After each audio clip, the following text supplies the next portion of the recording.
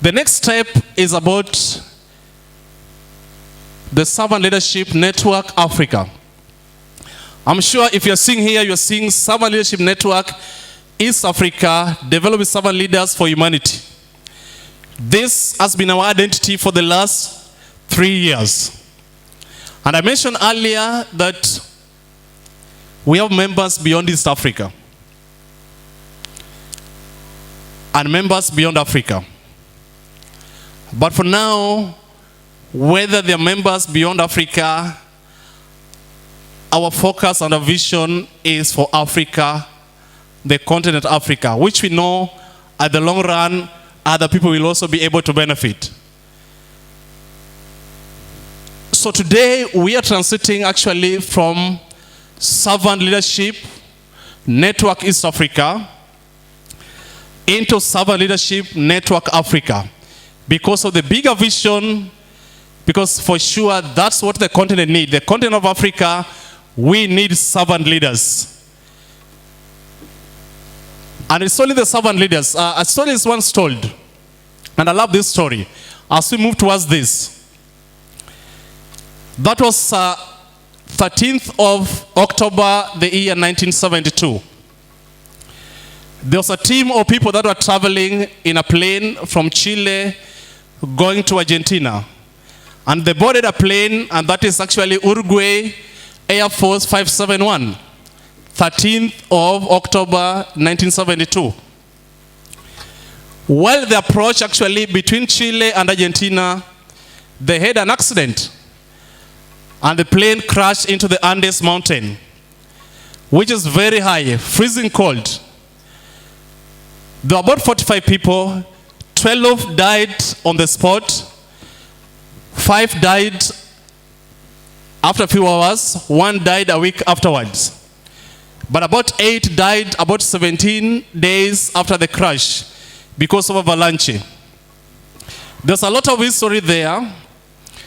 But these people, they had a transistor radio. That is the only thing they had.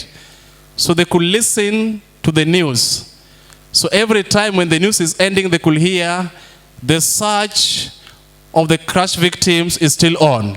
They had hope. Every day. But on the 10th day, something that changed their life, and actually to me that's really the point that I would like to raise even as we go to this. They had, at the end of the news, it was announced that the search has been called off. Because the world thought actually these people are dead. And he said, one of them, Dr. Obado said he felt like speaking through that radio transistor. Only that was only one way. And I'm sure even Africa actually, the radios that have said and have announced like them, that actually Africa will always remain a third world country. But I believe this, what we're doing today, is what 3 of those gentlemen decided to do. When others were crying, they said, okay, it doesn't matter. We remain here, we will die. They said, what we have to do? They started walking. We'll have to find a way out. It took them 10 days. But finally, they were able to reach civilization and they were saved.